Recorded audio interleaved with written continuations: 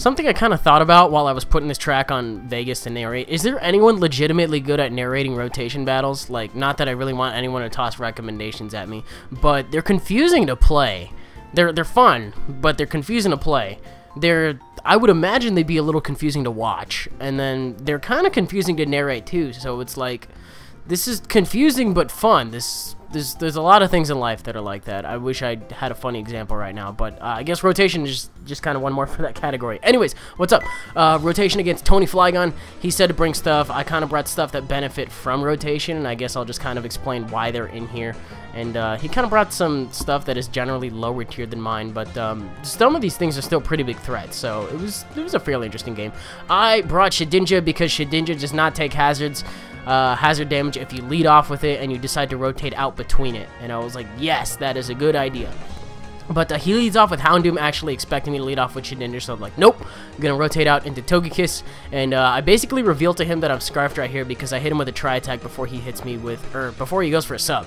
Now, kind of sucks because now I have to break the sub, and he has Glare, so he's gonna go for that, get the paralyzed Choice Scarf Togekiss, and this thing is dead weight to me at this point because it was my fastest poke on my team. Before Meloetta ends up transforming. I think Meloetta and Choice Scarf Togekiss are sort of around the same thing, probably like a 2-3 point margin, or maybe exactly the same, I don't remember. But he subs down again, probably expecting me to get paralyzed, or expecting me to rotate out to something else, I don't know. But like I said, just kind of leaving it in to die, and now we can't sub, and I called it on the stream. I was like, Tony, now that I can hit something, I'm gonna hit something and get a condition on something. And he rotates into his Archeops, misses the Stone Edge, which is just the icing on the fucking insult cake, because he would have been able to take me out. And then if he took me out, he would not have been able to have been paralyzed, burned, or in this case, frozen. So we got a Archeops that is now a fossil encased in ice as opposed to in rock again, and he's just going to put that in the back of his pocket, decide to go out into his Metagross, and I was like, I'm going to burn this thing too. But that doesn't end up happening. If it did, I probably would have just laughed my ass off. Even more than I already was, but didn't end up doing too much. He decides to go out into his Houndoom, I believe, as he predicts me to go out into my my Shedinja, maybe, to try to burn it. So as long as Houndoom is around, I can't do anything with Shedinja. And it's probably for that reason that he decided to pick it as one of his 3 pokes to, quote, lead off with. So after he hits me with the Sucker Punch, I end up getting paralyzed, which is a little unfortunate. I think there was one guy in the comments earlier that asked me, if you're asleep and you go for an offensive move and your opponent goes for Sucker Punch, does it still count, and are they still able to use Sucker Punch?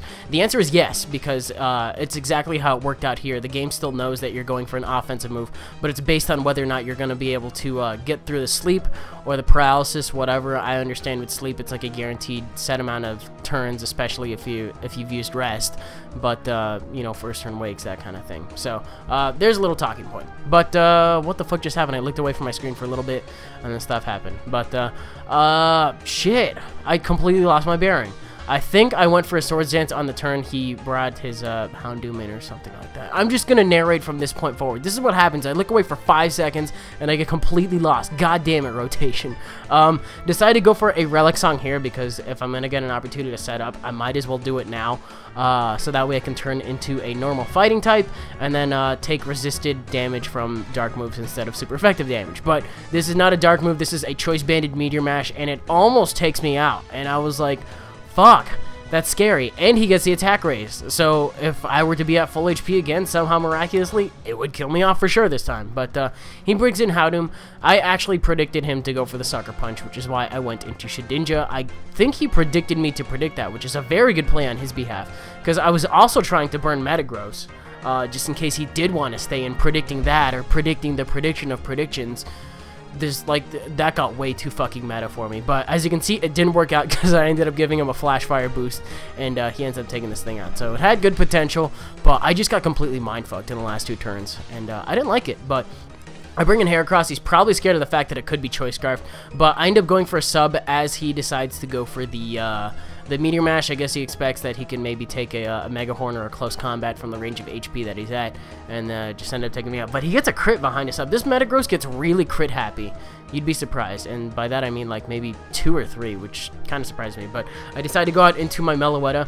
I think he predicted me to end up going, I don't remember what happened. But I said I'm going to call your mad cargo coming in and then do something. But I did bring this thing in, and someone's being really fucking loud out there. Excuse you for slamming doors.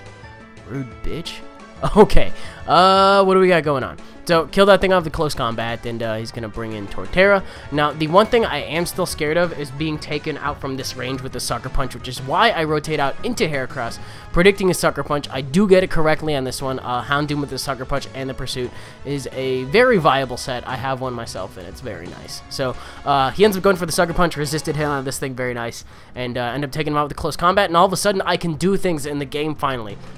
But the other thing he actually did not realize is that Moxie Heracross is in fact released, and that's why I brought it. So if his Archeops doesn't thaw as soon as he brings it in, that is basically his one shot to win this game. Because at +1 attack, I can KO his Metagross. I'm not sure about his Torterra depending on its defensive investment, but his one solid shot is banking on his Archeops to thaw, and it unfortunately stays a fossil and just kind of dies. And I get a crit on that, which is completely pointless, but that freeze definitely fucking mattered because I didn't really have a solid answer to it outside of Meloetta, and I'm sure if it wasn't frozen, he would have gotten a lot more use out of it by now too. So unfortunately, you know, this is kind of going to be the end of the game, but I'm just kind of fucking around at this point. Rotates out into Torterra, expecting maybe to live it, or I don't even know. Tony was just fucking around at this point. It was a good time. But close combat takes this thing out, and then Metagross I think is either at +2 or +3 choice band included. I don't remember, but I was like, okay, to give you a fighting chance, I'm gonna go for Mega Horn instead of close combat on the off chance I'll miss. And we were like, fine, so we'll go for this. It turns out I do miss my Mega Horn as he goes for Meteor Mash, but guess what? He misses it too. Both the same accuracy moves. 85 to 90 accuracy moves can just, like, fuck off. Seriously, I miss another Mega Horn, but he hits his Meteor Mash on this one and takes me out. I do still have a lot of fail-safes for this Metagross, though, because it's not exactly the fastest thing on the planet. At the range of HP it's at, I'm really thinking that, oh, that's where he got that +2 from the Meteor Mash from. Then with Choice Band, he's +3, so he was at +2 before. But I got my physically defensive Arcanine, which can take him fairly good. I'm not sure how well my Bisharp can take a resisted Meteor Mash, but that Bisharp is max HP, so I'd imagine I'd be able to take it okay. And then I could end up going for close combat with Meloetta, so I got the triple threat going on to his Metagross, and I really just brought this thing just to, like, quote-unquote play with my food, because I wanted to see how much I would end up taking from a +3 Meteor Mash, and I take, like, around, with lefties, like, a little over half, so he goes for another one. I'm still paralyzed from Serperior, and even if he gets a crit right now, as I mentioned, I do still have the other two things going on, but I'm just going to go ahead and take him out with the Flamethrower, and that's the game. That was, it was an interesting match. Me and Tony always have some fairly eye-raising matches, and we're due for some other ones like Ubers and stuff like that, but it said sour the entire time. It was Tony, kind of like how Fizzy save file says Nick, because you just get it from somebody else, and you can't rename the trainer at this point because Gen doesn't have that feature yet, but that's a thing. So that's the game. Hope you guys enjoyed it. If you did, you're welcome to leave a like rating, comment, subscribe, and do your thing.